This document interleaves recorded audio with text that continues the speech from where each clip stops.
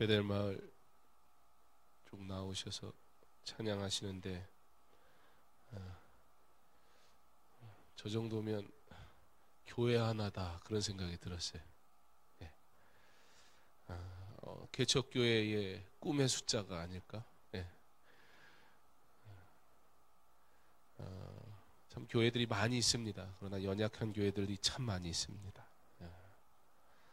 하나님께서 강서중앙교회에 부흥을 허락하시는 이유는, 그리고 하나님께서 강서중앙교회에 지속적으로 부흥을 허락하신다면 그것은 우리로 하나님의 귀한 교회 더 많이 사랑하고 섬기도록 허락하시는 일인 줄 믿습니다. 우리의 모임이 복되기를 원하고, 우리의 모임이 우리가 많이 모일수록 많은 교회들이 유익해지는 그런 교회가 되기를 소망하고, 그러한 이유로 우리 교회가 주의 은혜 가운데 부흥할 수 있기를 간절히 원합니다. 예. 강서중앙교회라는 이름이 이 세상에서 소문나 봐야, 그래봐야 언젠가는 끝나요. 우리 하나님이 기억하셔야 되잖아요. 예. 많은 사람에게 불렸다가 그리고 그냥 그렇게 사라진 이름들은 너무 많습니다. 한때는 그 교회가 교회의 모든 것이었는데, 모든 교회가 바라보는 교회였는데, 하나님은 또 그때마다 하나님이 사용하시는 교회들을 세우시고 하나님이 영광 받으시지 교회가 영광 받도록 허락하시지를 않습니다.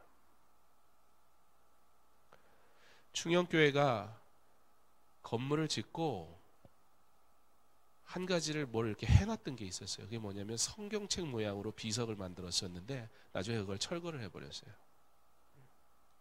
그런 의도로 만든 게 아니었는데 그것이 하나의 뭔가 성스러운 것이 돼버리는 거예요. 하나님의 말씀이 내게 들려지고 내가 그 말씀을 받고 내가 그 삶을 살아야 되는데, 마치 또 보여지는 무엇이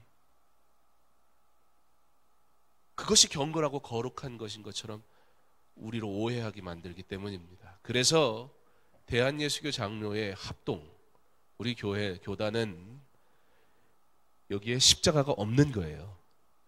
십자가를 무시해서가 아니라 십자가 자체도 그 자체가 우상화되게 하지 않기 위해서 예배당에 십자가를 걸지 맙시다라고 총회에서 결의한 때가 있었어요. 그래서 외부에다가는 우리가 하지만 예배당 안에는 십자가를 두지를 않습니다. 사랑하는 성도 여러분, 우리가 예수 믿어서 많은 사람들이 복받기 원합니다. 강서중앙교회가 부흥해서 많은 교회들이 복되기를 원합니다.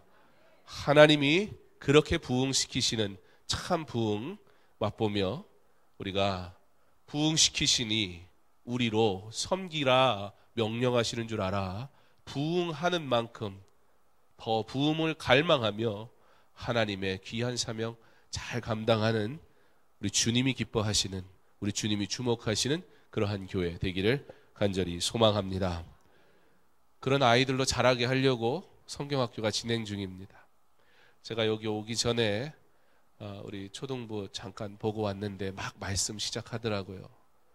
그런데 얼마나 큰 소리로 찬양을 하는지, 와, 물론 많이도 왔지만 아이들이 확실히, 오늘 아침에 제가 개회 예배 이제 인도했는데, 아침이 아니죠, 오후에 아이들이 학교 끝나고 방학을 안 했어요. 그래서 학교 끝나고 막 부랴부랴 온 거예요. 그래서 저학년인 유년부는 이제 2시부터 오는 거였고, 고학년인 이제 초등 가족은 이제 4시부터 오는 건가 그렇더라고요. 그래서 아이들이 모여서 예배 드리는데 그 예배 드리는 모습이 얼마나 귀한지, 아마 아이들은 설교가 거의 다 끝나가지 않겠나. 우리 찬양할 때 이미 설교가 시작됐으니까요. 예, 저 아이들이 은혜 받도록, 저 아이들이 믿음 안에 자랄 수 있도록, 저 아이들이 부흥하는 것도 저 아이들이 다니는 학교에 복음을 전하도록 하나님이 저들을 사용하시려고 강서중학교에 보내셨다는 사실, 우리가 믿음으로 우리 아이들의 부흥을 위해서도 함께 기도해 주시기를 바랍니다. 가장 이상적인 교회는 어른과 아이가 1대1이면 제일 좋지 않겠나? 그런 생각을 해보기도 합니다. 뭐 제가 예전에 있었던 교회가 1대1까지는 아니었어도 어른이 한 1000명 되는 교회에 아이들이 출석이 한 600~700명 정도 하던 교회가 있었어요. 선생님들이 200명이 넘죠. 그러니까 주일학교라는 이름만으로 거의 1000명에 가까운 조직이 있어요. 그러니까 이게 1대1이 되는 거예요. 그랬더니 확실히 주일학교가 세더라고요. 이게 1대1이 되니까 애들 무시를 못 하더라고요. 걔들이 교회를 막 휩쓸고 다니는데 너무 좋아요. 그 가운데는 이제 사랑부라는 부서도 있었어요. 정신지체 장애를 가진 학생들을 위한 부서였습니다. 그리고 때마다 한 번씩 그 부서에 같은 연령의 부서로 가가지고 예배를 드려요. 그래서 그 교회는 성도들이 장애우들과 지내는 게 아무렇지도 않아요. 걔들이 갑자기 돌발 행동을 할 수도 있고요. 걔들은 좋다고 그냥 막 하는데 그게 굉장히 아파요. 맞으면. 그런데 성도들이 그런 게 너무 익숙한 거예요.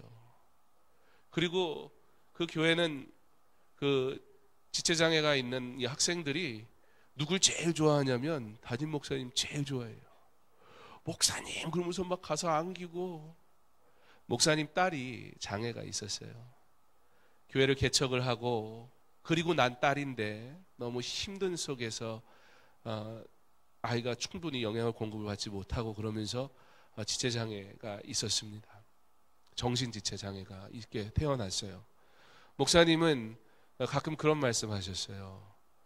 자기가 한 가지 소원이 있는데 우리 딸이 나보고 아빠라고 부르는 거 한번 들어봤으면 좋겠다.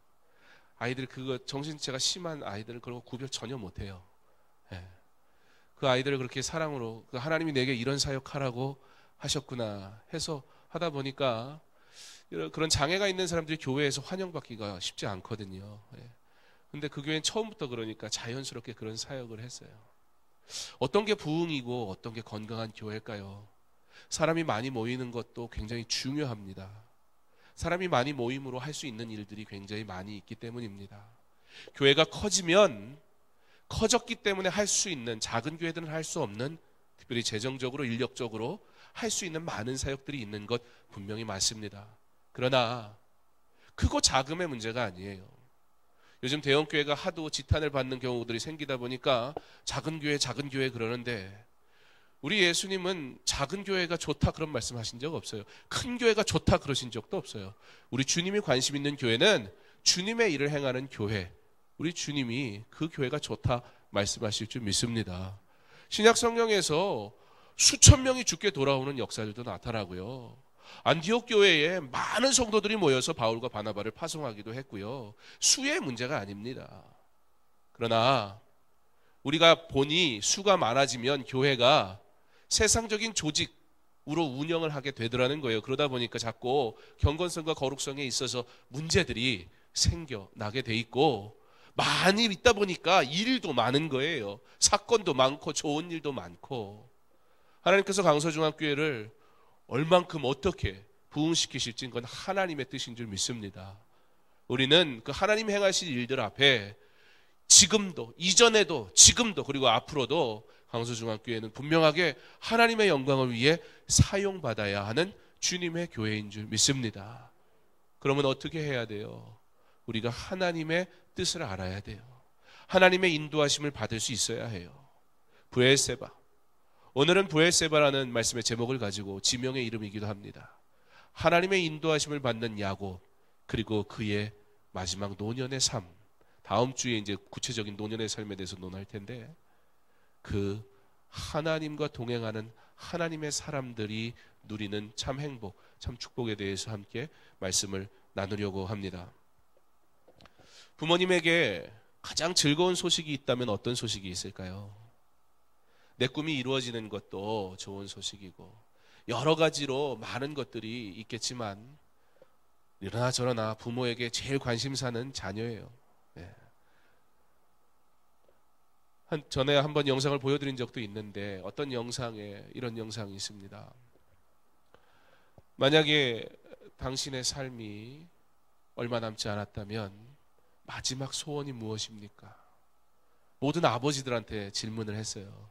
그리고 그 영상을 그 한 반 학생들을 대상으로 그 반 학생의 아버지들을 인터뷰를 한 건데, 그리고 걔들한테 보여준 거예요.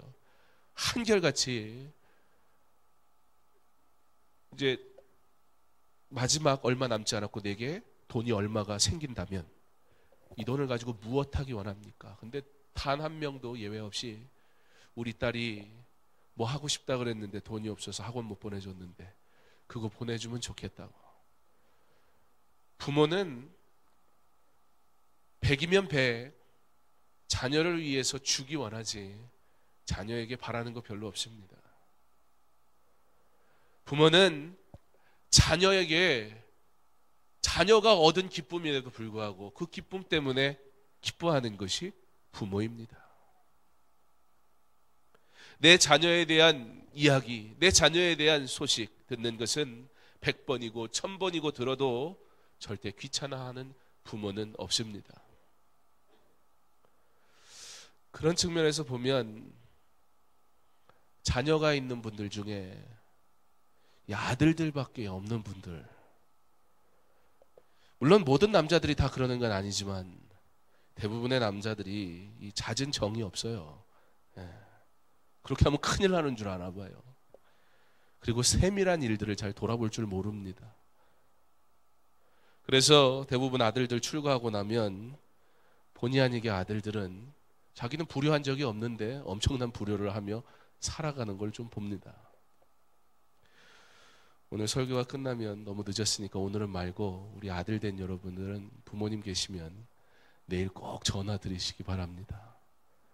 그거 별거 아닌데 좋아하시더라고요. 저도 어쩌고 저쩌고 뭐 바쁘다는 핑계로 전화를 못하거나 그러면 그래도 좀 자주 하려고 하는 편이고 또 자주 전화도 오시고 자주 뵙기는 하는데, 그러면 근데 참 저는 저희 아버지한테 감사해요. 그런 말씀하세요. 전화를 하셔서 그냥 했다 그러지 않으세요. 너 요즘에 전화 안 하더라. 그러고 전화하세요. 그게 참 감사해요. 왜냐하면 말 안 해주면 그냥 뭐 일이 있으셔서 전화했나 보다 그러고 넘어가 버릴지도 모르거든요. 왜냐하면 저도 나름 바쁜 사람이거든요. 참 별거 아닌데 그 전화하는 게 맘먹고 하지 않으면 쉽지 않거든요. 그렇게 말씀을 해주시면 내가 전화 안 했구나 그걸 알더라고요. 할 수만 있으면 아버지 계신 기도원에 자주 가려고 그러고, 거기 가면 할아버지도 계시니까 할아버지도 인사도 드리고, 그래도 쉽지는 않더라고요. 얼마 전 구정 때, 이번에는 토요일이 구정 당일이었기 때문에 저는 이제 교회에 있고 제 아내하고 아이들만, 아이들의 증조 할아버지죠. 할아버지께 인사드리러 가도록 했습니다. 저희 아내가 장 목사는 주일 지내고 월요일 날 인사드리러 온답니다. 그렇게 얘기하면서 그때 저도 와서 같이 또 다시 절할게요 라고 얘기를 했더니 저희 할아버지께서 좋다는 표현으로 이렇게 말씀하셨답니다. 그래, 원래 절은 매일 하는 거야. 그러고 났더니 원래 매일 하는 거였는데 제 딴엔 못 갔으니까 한번 간다 그랬는데 한 번 가서 될 일이 아니더라고요. 이게 죄송하더라고요. 그래놓고 그때 가고 아직 못 갔어요. 또 할아버지한테. 그러고 보니 부모를 공경하는 것은 우리나라의 법도이기도 합니다. 그러나 더 나아가 무엇보다 성경은 우리에게 그 부모를 공경하라고 가르칩니다. 자녀가 아무리 부모를 섬긴다 해도 부모의 그 큰 사랑에 어찌 비할 수 있겠습니까? 부모는 자녀의 목숨을 위해 단 1초의 망설임도 없이 움직입니다. 이와 같은 말씀을 드리는 것은 요셉을 향한 야곱의 마음을 우리가 조금 깊이 이해하고자 하는 데 있습니다. 죽은 줄 알았던 그 야곱, 꿈에도 잊을 수 없었던 그 야곱. 야곱을 볼 수 없다는 것이, 요셉을 볼 수 없다는 것이 야곱의 평생의 가장 큰 슬픔이었을 것입니다. 그렇게 늘 가슴 한켠에 먼저 간 아들을 두고 늘 아파했던 그 야곱. 그런데 그 야곱에게 놀라운 소식이 전달됩니다. 세상의 어떤 소식과도 비교할 수 없는, 죽은 줄 알았던 요셉이 살았습니다.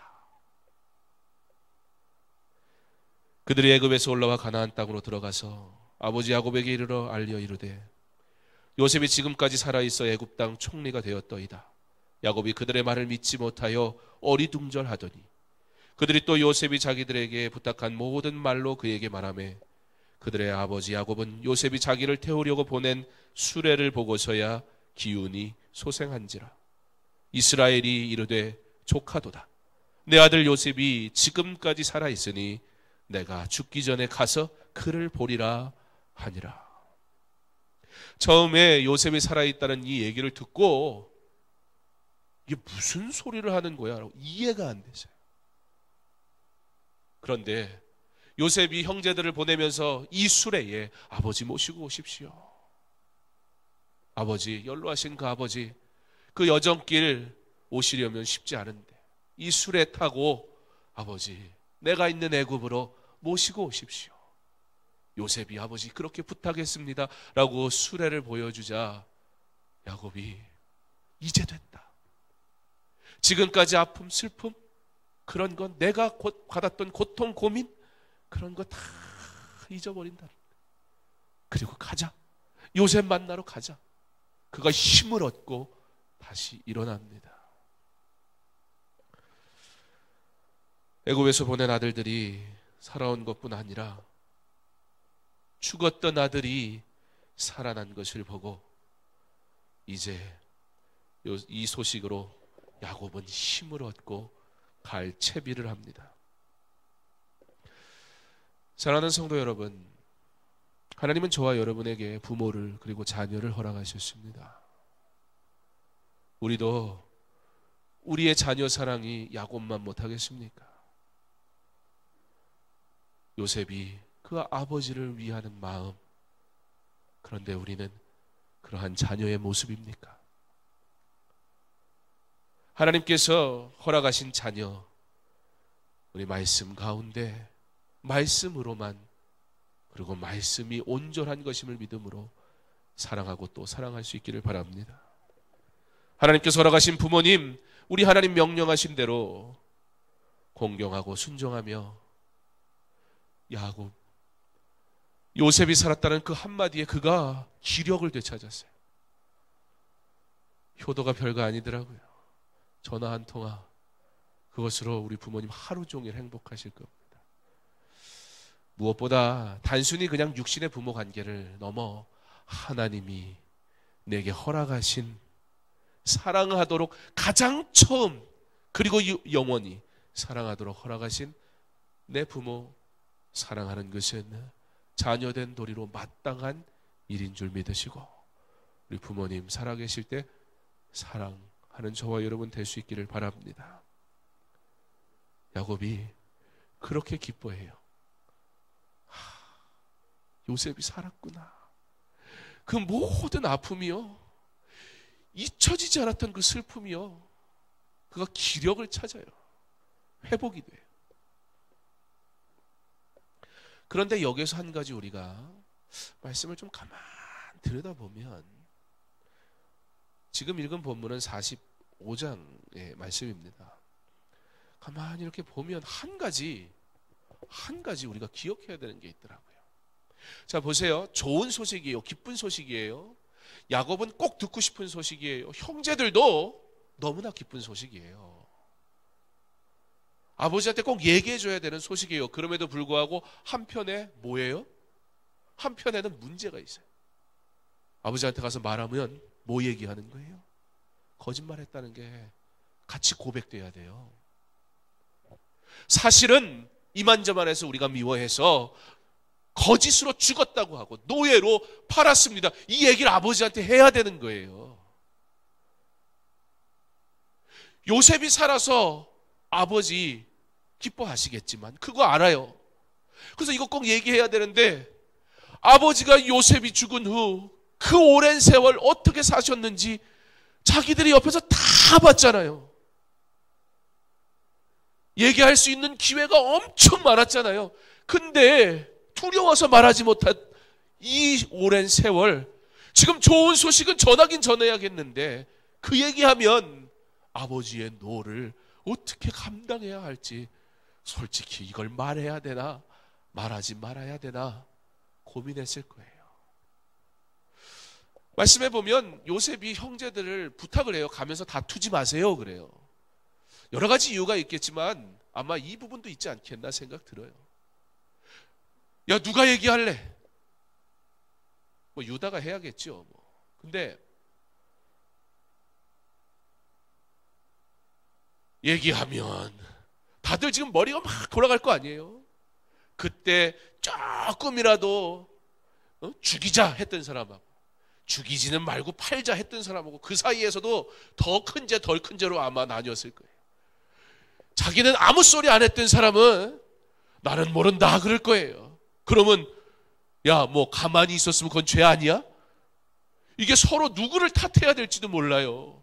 가서 말은 해야겠는데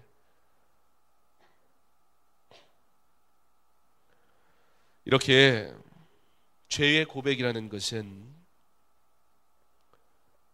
이전 것들을 정리하는 것이 함께 돼야 됩니다.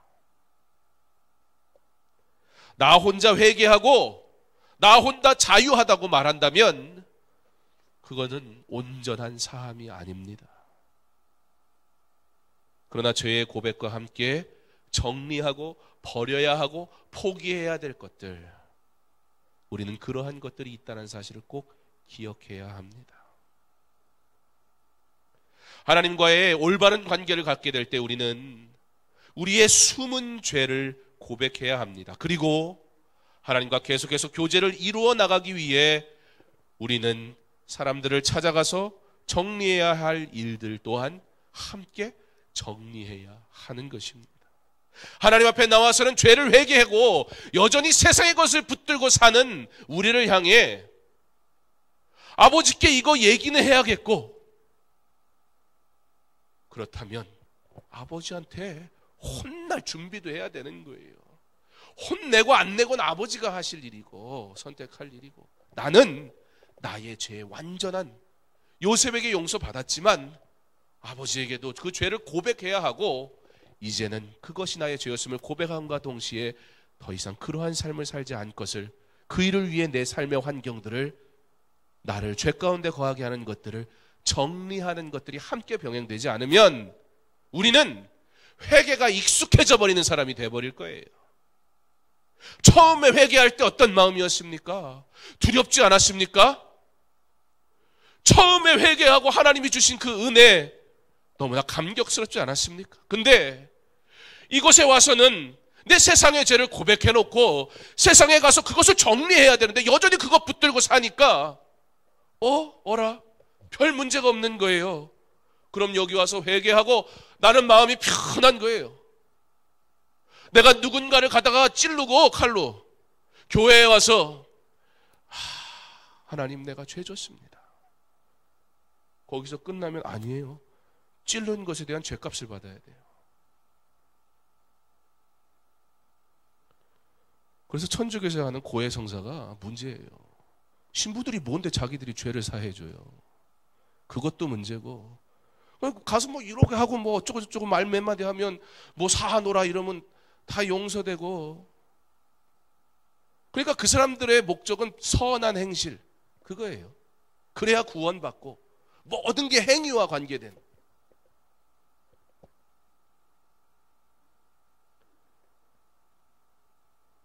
기쁨, 좋은 소식 뒤에 자기들이 감당해야 될 부분들이 있었어요. 그것을 아버지께 고백합니다. 성경은 그 부분에 대해서 더 이상 논하지 않습니다. 야곱이 어떠한 조치를 취했는지도 가르쳐주지 않습니다. 그러니 뭐 더 고민하고 생각할 이유는 없을 것입니다. 그러나 가면서 다투지 마십시오라는 이 요셉의 말 속에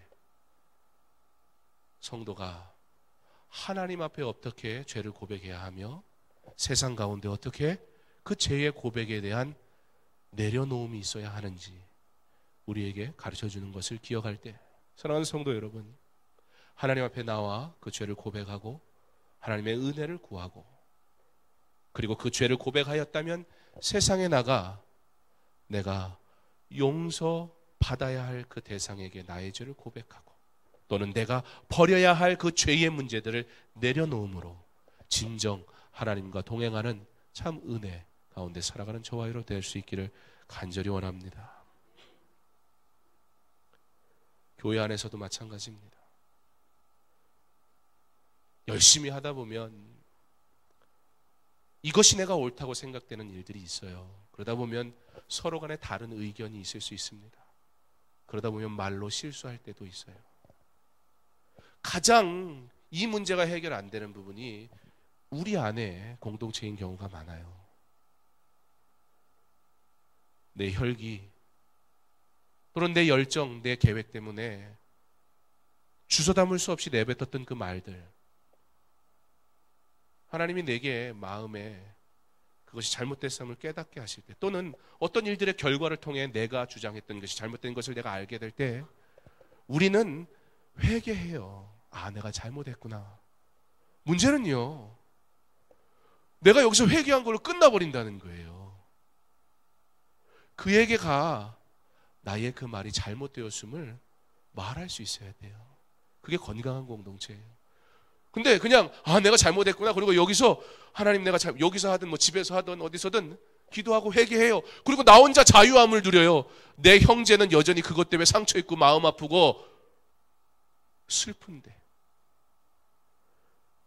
하나님이 우리에게 사랑하도록 허락하신 이 믿음의 공동체 안에서 우리의 열심과 또 우리의 여러 가지 수고 때문에 생기는 여러 가지 일들, 그 가운데 나의 실수와 나의 잘못이 발견된다면 우리 그것을 고백할 줄 아는 용기가 있는 그런 성도 될 수 있기를 바랍니다. 그래야 조금의 상처로 끝나요. 그게 여기서 돼야 세상에서도 돼요. 내 남편에게 미안하다는 얘기할 줄 아는 아내가 돼야 돼요. 부모는 아이들에게 너 잘못했지? 라고 말하지만, 잘못했다고 말해! 라고 강요하지만, 부모는 자녀에게 잘못했다고 말하지 못하는 부모들이 얼마나 많은지 몰라요. 믿음의 공동체 안에서 우리 서로 사랑하되 때로는 우리 실수하지요. 그때에 내 죄를 발견하게 되면 하나님 앞에 고하고, 그리고 그들에게도 용서를 구할 수 있는 좋은 믿음 가진 성도들 될 수 있기를 바랍니다. 그래서 건강한 교회 돼서 사람들이 저 사람들도 우리랑 똑같이 실수하는데 왜 저들은 서로 사랑할까? 사랑할 수밖에 없는 이유가 어디에 있는지, 교회가 왜 그래? 죄인들이 모였으니까 교회도 그렇지라고 말하는 건 옳지는 않아요. 그렇게 말하는 건 옳지 않습니다. 우리는 그리스도를 닮아가야 되기 때문입니다. 그 과정 속에 우리의 실수가 있습니다. 그 실수가 당연한 것이 아니에요, 절대. 그러나 그 실수를 우리가 어떻게 그 상처를 싸매갈 때 가는지, 그것으로 이 공동체는 건강한 공동체가 될 수 있는 것입니다. 아버지 앞에 얼마나 두려웠겠어요. 아버지의 고통을 받는데 요셉이 형제들에게 가면서 다투지 마세요. 다투지 마세요.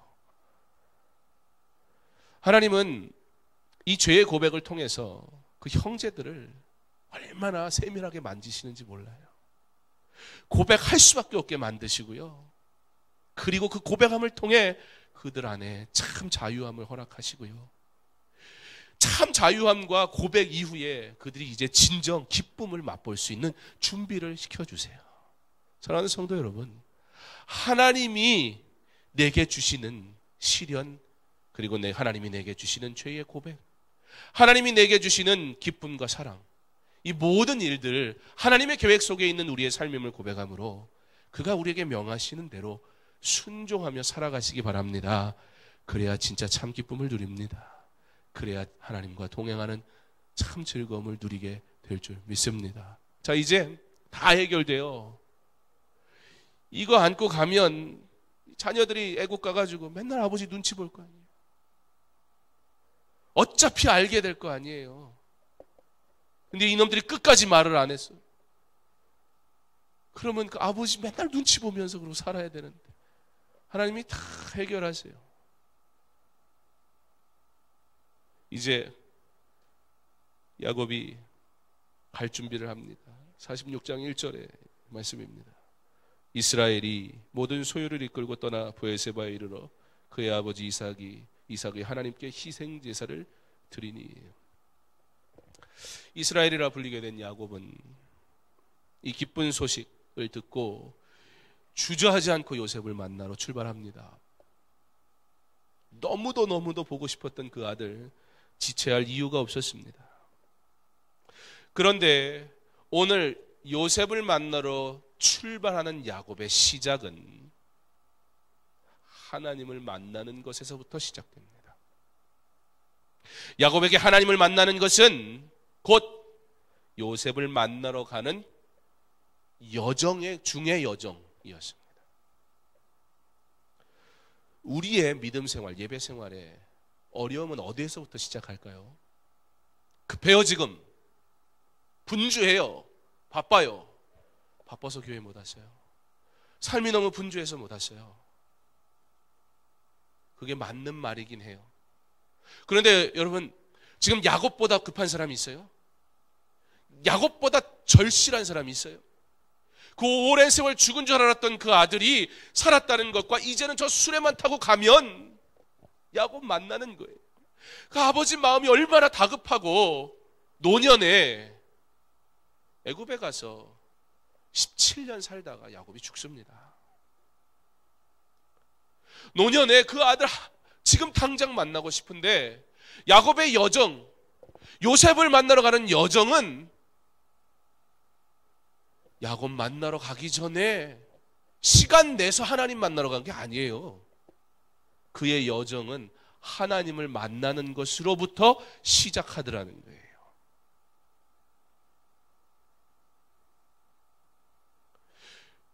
너무 브엘세바라는 곳에 갔다는 것으로 야곱을 대단히 믿음 좋은 사람인 것처럼 추켜 세우는 거 아닙니까? 라고 생각하실지도 몰라요. 그러나 오늘 브엘세바라고 시작된 46장의 말씀은 고센이라는 단어로 끝나게 됩니다. 둘 다 지명이에요. 연결고리가 있습니다. 우리의 예배 생활, 우리의 전도 생활, 우리의 믿음 생활, 그건 우리의 삶 자체여야 합니다. 예배 드리러 나와주는 거 아니에요. 예배 드리러 시간 낸 거 아니에요. 이 예배 생활, 믿음 생활이 우리 삶 그 자체여야지 내 목적을 위한 수단이나 내 고통을 위한 선택이 되어서는 안 된다는 겁니다. 거룩한 주일에 예배하는 것은 우리의 삶 그 자체이지 나의 헌신과 포기로 드려지는 무엇이 결코 아니라는 겁니다. 어떤 목적도 하나님을 만나지 못할 이유는 없습니다. 아니, 우리 인생의 목적은, 모든 목적은 하나님을 만나는 것으로부터 시작하여야 하는 것입니다. 그러므로 참 성도는 하나님을 만나는데 고민하지 않습니다. 주저하지 않습니다. 그러나 즐거워하며 기쁨으로 참여합니다.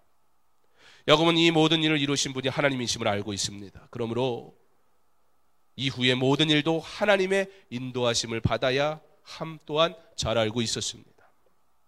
그렇게 모든 소유를 이끌고 하나님 앞에 나아갑니다. 그렇게 브엘세바로 갑니다. 브엘세바는 아브라함이 제단을 만들어 하나님께 예배하던 곳입니다. 브엘세바는 이삭이 어렵고 힘들 때 찾아와 하나님께 제단을 쌓고 응답을 받은 장소이기도 합니다. 그러므로 이제 야곱이 브엘세바로 찾아옵니다. 그렇게 믿음의 조상들이 했던 것처럼 모든 일에 가장 우선순위를 하나님 앞에 두고 그의 여정의 시작은 곧 하나님을 만나는 것으로부터 시작되게 됩니다. 그곳에서 하나님의 뜻을 구합니다. 사랑하는 성도 여러분, 우리에게 브엘세바가 있습니까? 하나님을 사모함으로 나와 경배하고 예배하는 곳이 우리에게 있습니까? 이 건물 자체는 교회가 아닙니다. 그러나 이곳에 예배하는 성도들이 모일 때 강서중앙교회는 하나님이 기뻐하시는 교회가 되는 것입니다. 부모된 이들이 모든 삶의 일에 하나님의 뜻을 구하고 하나님을 따를 때 자녀들도 이곳에서 하나님의 뜻을 구하고 순종하는 믿음의 길을 걷게 될 것입니다. 강서중앙교회가 먼 훗날 우리의 후손들이 어려움을 당할 때, 곤고한 날이 찾아올 때 저들이 하나님의 은혜를 구할 부모의 세대들이 그리했던 것처럼 하나님 앞에 나오는 것을 가장 최우선으로, 교회 나가주는 게 아니라 뭐 하기 전에 무슨 무당 찾아가듯이 가는 데가 아니라, 아쉬울 때 갈 곳이 없어 찾아오는 곳이 아니라 내 인생의 가장 중요한 일을 시작하는 곳이 바로 이곳, 하나님을 찾는 것이 될 때 우리 자녀들의 삶에 더 이상 우리가 그 자녀들을 돌아봐 줄 수 없는 때가 온 그때, 더 이상 부모의 힘을 통해 살아갈 수 없는 그때가 될 때, 우리의 인생의 한계가 온 그 순간에도 브엘세바와 같이 하나님을 찾은, 내 부모가 하나님을 찾은 기도의 자리, 저들이 기억하고 이곳에 나와 하나님으로 위로받고 힘을 얻고 능력 있게 살아가게 될 줄 믿습니다. 바라기는 이곳 브엘세바와 같은 경건한 예배당 되게 하옵소서. 우리 기도하며 여러분의 기도의 눈물 이곳에서 흘릴 수 있기를 바랍니다. 야곱아, 야곱아. 브엘세바 찾아간 야곱에게 하나님이 그를 부르십니다. 그리고 애굽으로 내려가기를 두려워하지 말라고 말씀하십니다. 내가 너와 함께 애굽으로 내려가겠고 반드시 너를 인도하여 다시 올라올 것이며 요셉이 그의 손으로 내 눈을 감기리라 하셨더라. 먼저 하나님이 너 애굽 가는 거 두려워하지 마라. 첫 번째 그 약속을 해주세요. 그리고 너 그거 가다가 죽거나 그러지 않으니까 걱정하지 마라. 하나님이 17년이나 더 살게 해주세요. 요셉이 직접 네 눈을 감겨줄 것이다. 네가 요셉의 효도를 받을 것이다. 그리고 한 가지 더 약속하시는 게 그게 뭐냐면 반드시 너를 인도하여 다시 올라올 것이며, 야곱이 이걸 기억했어요. 하나님이 애굽으로 가는 길을 함께 하시겠다는 것도 기억했고, 하나님이 요셉을 만나 그의 효도를 받게 하시겠다는 것도 기억했는데, 그것 두 가지도 기억했을 뿐만 아니라 하나님이 주신 약속, 내가 반드시 다시 너로 애굽을 나와 지금 이곳으로 돌아오게 할 것이다 라는 약속을 주십니다. 그래서 맨 마지막 절에 가면 고센이 나오죠. 그 전에 야곱이 먼저 요청해요. 유다를 요셉에게 보내서 우리 고센 땅으로 갈 테니까 요셉한테 우리 고센 땅에 머문다고 얘기를 해라. 그래서 그 얘기를 요셉이 듣고 바로에게 우리 아버지가 목축업을 하기 때문에 고센처럼 넓은 땅에서 그렇게 있어야 합니다. 그러니까 애굽 땅 바로 옆이에요. 애굽을 가긴 가는데요, 애굽에 속하지 않는 거예요. 왜요? 나그네 인생, 저 본향을 바라보며 하나님이 돌아오게 하실 그곳을 잊지 않겠다는 거예요. 애굽으로 들어가 버려서 애굽과 같이 되지 않겠다는 거예요. 애굽의 우상을 섬기지 않겠다는 거예요. 후손들에게 애굽의 이방신을 섬기게 만들지 않겠다는 거예요. 하나님의 선택받은 백성, 하나님이 부르시고 사용하실 백성이라는 사실을 그들이 거하는 고센에서 알게 하겠다는 거예요. 사랑하는 성도 여러분, 기도할 자리 브엘세바가 우리에게 있기를 바랍니다. 사랑하는 성도 여러분, 내가 머무는 곳 고센과 같이 하나님을 내가 기억하고 바라볼 수 있는 그곳에만 머물 수 있기를 간절히 원합니다. 죄악된 것으로부터 떠나기 바랍니다. 죄악된 것을 버리기 바랍니다. 나로 죄로 유혹할 것들을 물리치기 바랍니다. 고센에 머물며 애굽으로 향하나 애굽 백성 되지 않으려고 하나님이 반드시 너를 다시 데리고 올 것이다 라는 그 약속을 믿음으로 그가 고센에 머물렀던 것처럼 우리도 그 하나님의 약속을 붙들고 브엘세바 하나님의 은혜를 경험할 그 자리를 꼭 소유할 수 있기를 강소중한 교회가 하나님 앞에 은혜를 구하는 여러분의 삶의 모든 계획의 첫 시작이 될 수 있는 브엘세바와 같은 믿음이 자라는 주님의 교회 그 자리를 여러분들이 기억하실 수 있기를 간절히 소망하고 여러분의 삶의 현장에서 구하는 그 모든 것 내가 애굽인이 되지 않으리라 내가 세상에 속하지 않으리라 내가 세상에 살아가지만 세상에 속하지 않아 내가 애굽에 살지만 애굽에 속하지 않는 사람 되기를 원하는 그 하나님의 약속을 붙들고 삶을 하나님을 바라볼 수 있도록 정리했던 것처럼 우리의 삶에 정리되어야 될 우상들 이방신들 죄악된 것들 이제는 다 정리하고 언제든 하나님 부르시면 순종하고 나아갈 수 있는 삶의 환경 고센 땅과 같은 그러한 삶의 환경을 만들어 하나님의 은혜의 자리에만 머무는 그렇게 하나님께 영광 돌리며 살아가는 저와 여러분 될 수 있기를 주님의 이름으로 축원합니다.